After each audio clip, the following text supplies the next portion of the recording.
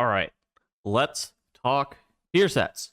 So recently on the PTR, every spec in the game got new tier sets of some capacity, varying strength, varying complexity, and varying numbers attached to their tier. And so today, let's talk about the balanced Druid tier set because this is the one this is the class that I'm the most experienced with, and this is the one that I care the most about. So let's talk about this. So first off, we have the 2-set bonus. Sunfire radius increased by 2 yards. Sunfire, Moonfire, and Shooting Stars damaged increased by 18%. And then the 4-set bonus is Shooting Stars has a 20% chance to instead call down a Crashing Star, dealing 72% of attack power, astral damage to the target, generating 5 astral power. And so if we log on to the 10-1 PTR right now, we can kind of see what this looks like if we get into Eclipse.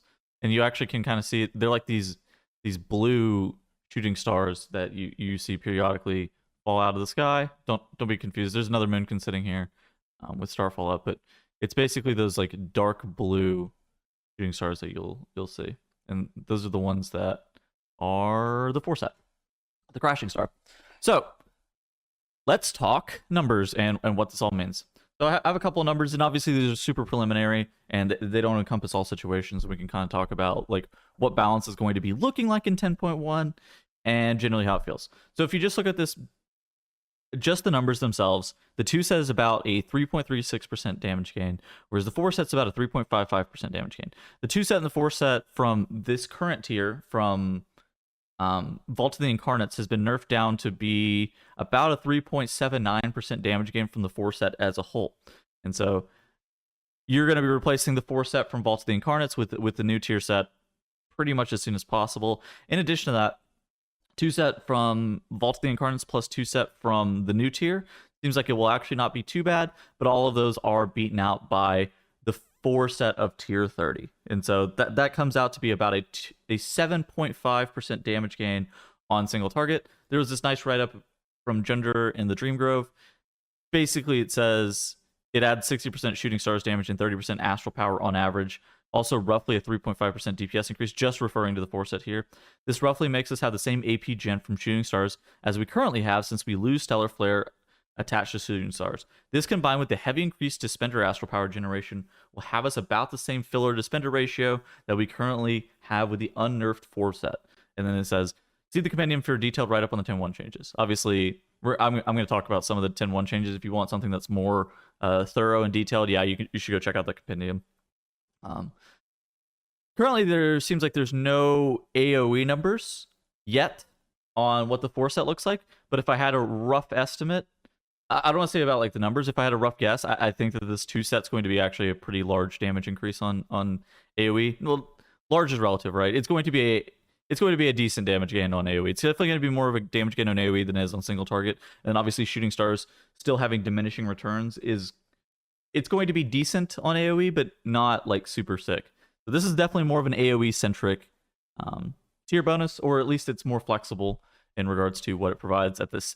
And at the 7.56% mark, it's significantly lower than what we had whenever Vault of the Incarnates came out. Whenever Vault of the Incarnates came out, that tier set bonus was like 15.5 or something like that. Something ridiculously high. The highest tier set in the game, the highest power gained by tier in the game. So let's talk about some of the things that are changing in 10.1 that Junder alluded to that's going to increase our Spender and filler to spender ratio. First off, Flare going up to 10 astral power from 8. Moonfire and Sunfire generating 6 astral power up from 2. They also changed Moonfire to Moonfire AP gen no longer works with Twin Moons as well. That's actually a big deal because we talked about in my last video about how there was potentially some builds that were really degenerate that only involved you spamming Moonfire. Now, a lot of that's been removed with the ability to be able to gen astral power from Twin Moons, and so this is up to 6 astral power from 2. Wrath and Starfire generate 10 astral power up from 8. And so things like that are super important with how the 4-set's going to be working. And now you're going to be generating an infinite amount of astral power. Not an infinite amount, but you're going to be generating significantly higher amounts of AP. And I think that the spec in general is going to play a lot more fluidly. And it's going to end up feeling a lot better, even though we are like, we're not going to have the best tier set. And I would say that this tier set, just as in general, is very bland. Just reading this, obviously this is a very bland tier set. Not a lot going on with the 2-set. With the 4-set, it's completely passive as well. these things are kind of okay. In conjunction with the 10.1 bonuses, just in my mind, it's like this is going to put Druid in a state where I find the spec fun to play.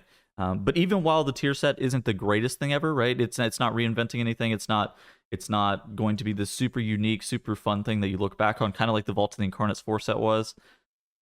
It'll be fine. And those are generally my thoughts on what the 4 set's going to look like. It's not something that I look at, I'm like, oh my god, this needs to be changed immediately. This is going to be god awful. Or there's no like anti-synergy with the tier, which I've seen some people complain about, or even Pharaoh's complaining that, oh, this has to be just like a placeholder tier set. You know, this isn't the coolest tier set I've ever seen, but in conjunction with the 10.1 changes, this is totally fine, and I think the spec is going to play super smooth come 10.1. Those are just generally my thoughts. I'm really interested in hearing what you guys have to think. Do you think that this is something that Blizzard should be looking to change because this is so bland, and is that like a big deterrent for you guys? Do you think that this is something that needs to be changed immediately because of that? Or again, you guys kind of in the same line of thinking I am, where it's like, with all the changes we have in 10.1, you know, it's probably going to be okay that this is going to be like this. Overall, I will see you guys in the next video. I've been streaming a lot lately. Come check out my stream as well, and I will see you guys later. Goodbye.